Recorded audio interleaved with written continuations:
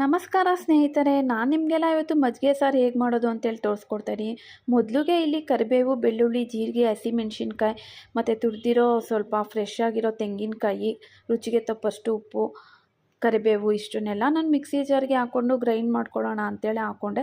So ಆಮೇಲೆ ನಾನು ಸ್ವಲ್ಪ ಇಲ್ಲಿ ಕೊತ್ತಂಬರಿ ಸೊಪ್ಪನ್ನು ಕೂಡ ಜಾಸ್ತಿ ಪ್ರಮಾಣದಲ್ಲಿ ತೊಗೊಂಡಿದ್ದೀನಿ.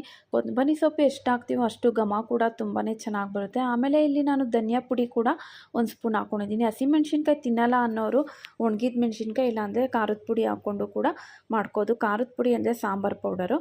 ಆಮೇಲೆ ನಾನಿಲ್ಲಿ ಅರ್ಧ ಲೀಟ್ರ್ ಮೊಸರು ತೊಗೊಂಡಿದ್ದೀನಿ, ಅದನ್ನು ಮಜ್ಜಿಗೆನೂ ಕೂಡ ಮಾಡಿಟ್ಕೊಂಡೆ. ಆಮೇಲೆ ನಮ್ಮ ಪಾಟಲ್ಲಿ ಫ್ರೆಶ್ ಆಗಿ ಬಿಟ್ಟಿರೋ ಕರಿಬೇವನ್ನು ಕೂಡ ಇಲ್ಲಿ ಒಗ್ಗರಣೆಗೆ ಹಾಕ್ಕೊಳ್ಳೋಣ ಅಂತೇಳಿ ಕಿತ್ಕೊಂಡು ಬಂದೆ. ಸೊ ಒಗ್ಗರಣೆಗೆ ನಾನು ಎಣ್ಣೆ ಬಿಟ್ಟು ಸಾಸಿವೆ ಹಾಕಿ ಹಿಂಗೆ ಕೂಡ ಹಾಕ್ಕೊಂಡಿದ್ದೀನಿ. ಹಿಂಗೆ ಹಾಕೋದ್ರಿಂದ ಘಮ ಕೂಡ ಚೆನ್ನಾಗಿ ಬರುತ್ತೆ ಮತ್ತು ಅಸಿಡಿಟಿ ಪ್ರಾಬ್ಲಮ್ ಇರೋರಿಗೆ ಇದು ತುಂಬಾ ಒಳ್ಳೆಯದು. ಆಮೇಲೆ ನಾನಿಲ್ಲಿ 2 ಗಿಡ್ಡ ಮೆಣಸನ್ನ ಒಗ್ಗರಣೆಗೆ ಹಾಕ್ಕೊಂಡಿದ್ದೀನಿ ಮತ್ತು ಫ್ರೆಶ್ಶಾಗಿ ಕಿತ್ತಿರೋ ಕರಿಬೇವು ಮತ್ತು ಹಾಗೆ ಸ್ವಲ್ಪ ಇರೋ ಕರಿಬೇವನ್ನು ಕೂಡ ಹಾಕ್ಕೊಂಡು ಒಗ್ಗರಣೆಗೆ ಹಾಕೋತಿದ್ದೀನಿ. ನಾವು ಕರಿಬೇವು, ಬೆಳ್ಳುಳ್ಳಿ, ಜೀರಿಗೆ ಎಷ್ಟು ಹಾಕೋತೀವೋ ಅಷ್ಟು ಕೂಡ ಮಜ್ಜಿಗೆ ಸಾಂಬಾರು ತುಂಬಾ ಚೆನ್ನಾಗಿ ಬರುತ್ತೆ. ಆಮೇಲೆ ಇಲ್ಲಿ ಸಣ್ಣದಾಗಿ ಕಟ್ ಮಾಡಿರುವಂಥ ಈರುಳ್ಳಿ, ಸ್ವಲ್ಪ ಅರಿಶಿನ ಪುಡಿ ಎಲ್ಲನೂ ಹಾಕ್ಕೊಂಡು ಇಲ್ಲಿ ಸೇರಿಸ್ಕೊಂಡು ಒಂದೊಳ್ಳೆ ಮಿಕ್ಸ್ ಕೊಟ್ಕೊಳ್ಳಿ. ಸೊ ಒಗ್ಗರಣೆ ಎಲ್ಲ ಮಾಡ್ಕೊಂಡಾದ್ಮೇಲೆ ರುಬ್ಬಿರುವಂಥ ಮಸಾಲೆನ ಇದಕ್ಕೆ ಹಾಕಿ ಚೆನ್ನಾಗಿ ಆಯಿಲ್ ಬಿಡೋವರೆಗೂ ಫ್ರೈ ಮಾಡ್ಕೋಬೇಕು.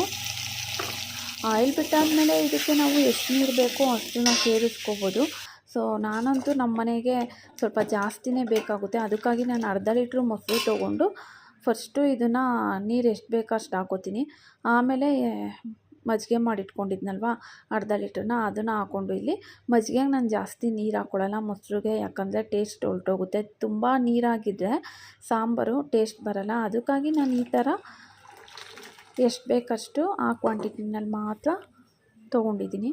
ನನಗಂತೂ ಈ ಥರ ಈ ವೆದರ್ನಲ್ಲಿ ಚಳಿ ಮಳೆಗಾಲದಲ್ಲೆಲ್ಲ ಈ ಮಜ್ಜಿಗೆ ಸಾಂಬಾರು ತಿನ್ನೋದಕ್ಕೆ ತುಂಬಾ ಚೆನ್ನಾಗಿ ಅನಿಸುತ್ತೆ. ಮತ್ತು ಯಾರಿಗೆಲ್ಲ ಈ ಬಾಯೆಲ್ಲ ಕೆಟ್ಟೋಗಿರುತ್ತಲ್ವ ಅಂಥವ್ರು ಈ ಥರ ಸಾಂಬಾರು ಮಾಡಿಕೊಂಡು ಒಂದು ಗ್ಲಾಸ್ ಬಿಸಿ ಬಿಸಿ ಕುಡಿದ್ರೆ ತುಂಬಾ ಚೆನ್ನಾಗಿ ಅನಿಸುತ್ತೆ. ಆರೋಗ್ಯಕ್ಕೂ ತುಂಬ ಒಳ್ಳೆಯದು.